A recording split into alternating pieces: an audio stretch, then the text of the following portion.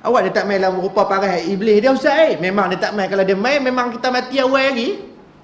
Betul tak? Kita nak mati. Iblis main dalam rupa paras ustaz. Tengok-tengok mati terus. Tuan ni, tu dia main merupa. Dia main merupa orang yang kita sayang. Bawa air sejuk sebetulnya.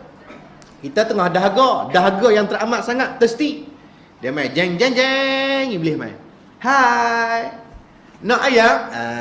Aku bawa air ni. Laici kang, kacang, cendol, pulut, sirap Bandung, Bali, laici ada belaka. Hang nak apa? Hang abang ni aku boleh tuang dalam mulut hang. Kita pun tengah dahaga, agak-agak kita minta. Kita bukan sedap dah tu kata tu iblis. Dia merupa tuan. Memang kita minta tuan ni, melainkan orang yang Allah Taala pelihara saja. Bila kita minta tu, dia nak tuang tu, dia bagi syarat. Dia kata, hang kalau hang nak minum air aku bawa ni satu syarat ya. Aku tuang memang confirm hang hilang dahaga. Satu syarat ya, kalau sebelum aku tuang ni, hang ikut cakap aku dulu. Iblis kata. Apa dia? Hang kata, tiada Tuhan yang sebenar.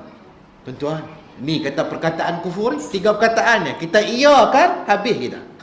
Puluh-puluh tahun mengabdikan diri kepada Allah, hujung nyawa jadi lagu tu. Kufur, jadi bahan bakar api neraka.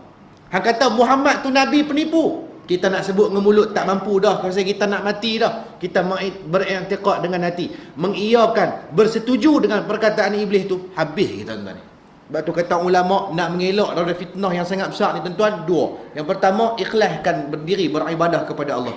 Yang kedua tuan-tuan, buat apa? Nak elakkan daripada gangguan iblis waktu kita nak mati ni tuan-tuan, banyakkan baca doa. Ya muqallibal qulub wal absar, tsabbit qulubana ala dinik wa ala ta'atik. Wahai Tuhan yang membolak-bolak balikkan hati, tetapkan hati kami untuk agama-Mu ya Allah. Tetapkan hati kami untuk melakukan ketaatan pada-Mu ya Allah. Baca tiap-tiap kali lepas semayang. Baca tiap-tiap kali dalam semayang. Waktu tahiyat akhir baca. Waktu sujud yang terakhir kita baca tuan-tuan.